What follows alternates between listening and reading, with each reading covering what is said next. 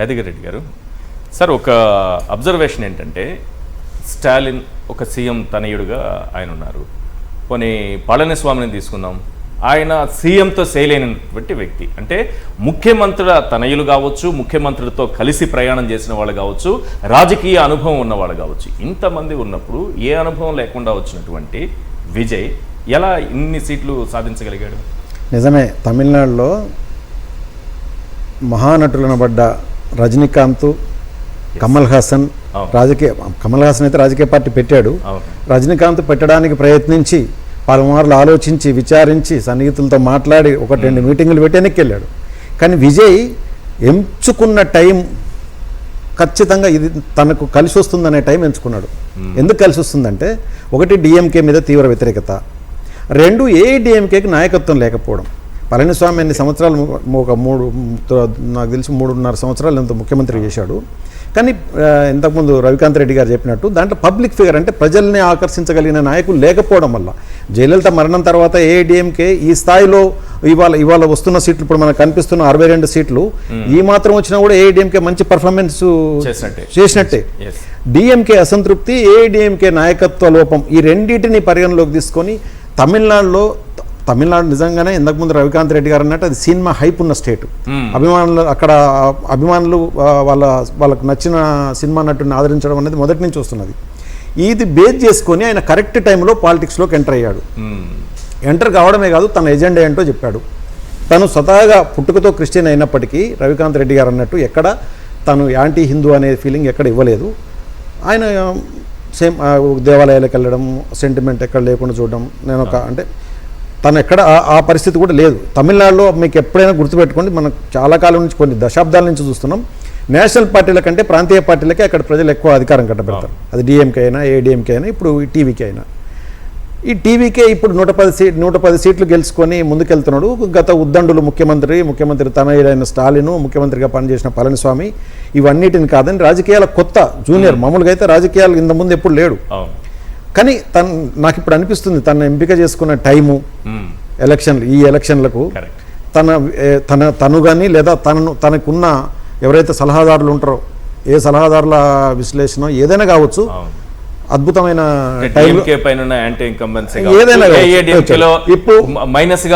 Glamour కావచ్చు. ఇప్పుడు మనకు 111 సీట్లు కనిపిస్తున్నాయి.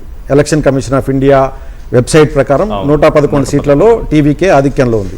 కానీ ఇదే సమయంలో కొద్దిసేపటి క్రితం మనం చూస్తే election commission of India data తీసుకుంటే ఏఐడిఎంకే 1500 లోపు సీట్లలో 16 చోట్ల ఉంది.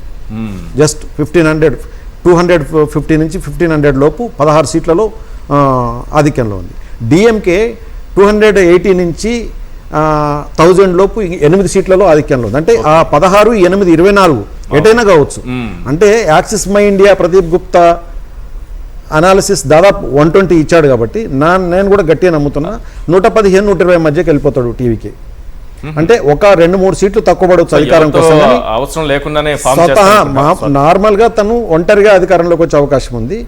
ఒక 4-5 తక్కువ పడిన పెద్ద, మీకు ఇందాక రవికాంత్ రెడ్డి గారు అన్నట్టు, లేకపోతే మీరు చెప్పినట్టు డిఎంకే కొన్ని పక్షాలు ఉన్నాయి, డిఎంకే ఇట్లాంటివి, వాళ్ళు ఎవరైనా సపోర్ట్ చేయొచ్చు. ఏఐడిఎంకే సెకండ్ ప్లేస్ లో ఉంది కాబట్టి ప్రతిపక్ష పాత్ర పోషించడానికి తమిళనాడు ఓటర్స్ ఇప్పుడు ఇది కూడా ఒక సంశయం. ఎగ్జిట్ పోల్స్ ఎవరు చేస్తున్నారు, ఎవరు చేయడం లేదు, ఇదొక సంశయం.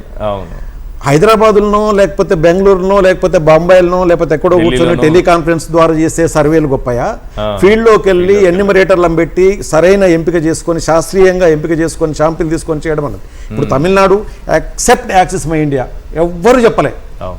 పైగా ఏఐడిఎంకే సెకండ్ ప్లేస్లో వస్తుందని యాక్సిస్ మై ఇండియా కూడా చెప్పలేకపోయింది. యాక్సిస్ మై ఇండియా 25 సీట్స్ పరిమితం అవుతుందని చెప్పింది.